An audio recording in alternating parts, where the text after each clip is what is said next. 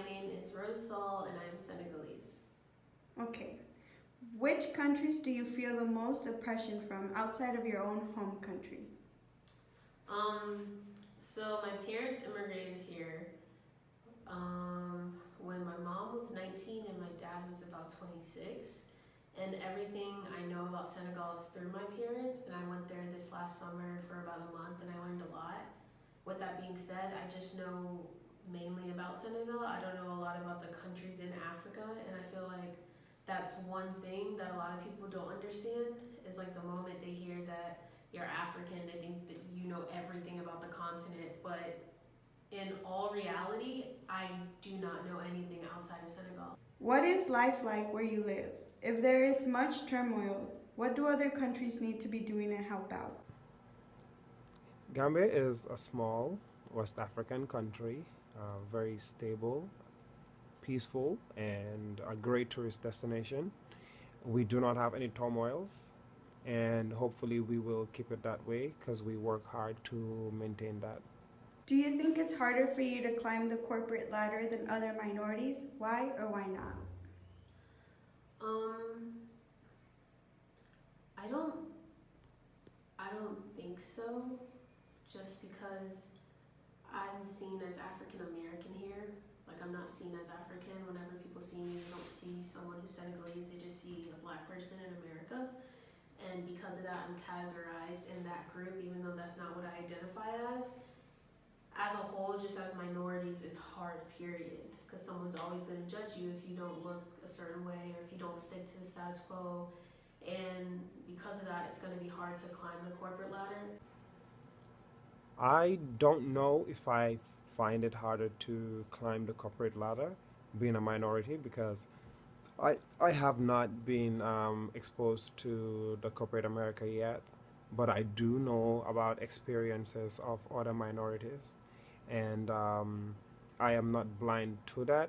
But as of right now, I have not been personally exposed to any struggles yet because I only started interning this year, last year, and nothing crazy has happened for me to have a clear say in if it's a minority, if it's based on my race or not.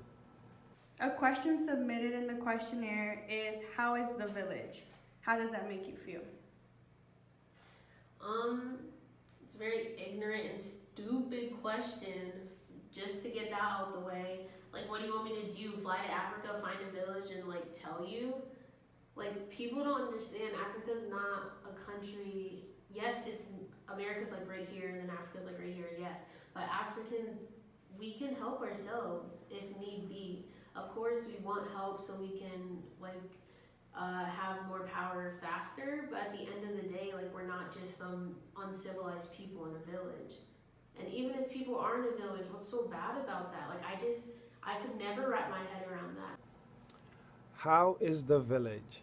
Well, I was born and raised in the city, so I honestly wouldn't know anything, any opinion or any information that I have about that will be me on the outside looking in. Do you feel Americans have an accurate idea of what African life and culture is like? What would you tell them in order to make their perceptions more accurate? They do not have an accurate representation whatsoever.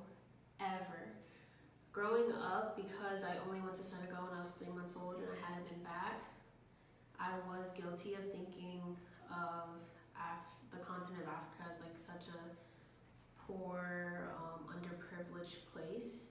And because of that, when I went to Senegal, it was amazing to see how happy everyone was. Because Americans make it seem like Senegal or Africa is just such a negative place and that people are desperate for help, but in reality, they're doing just fine. Of course, they don't have the advanced technologies that we do, but at the same time, they just got their independence like in 1960. So how do you expect a country who just got their independence to be so advanced?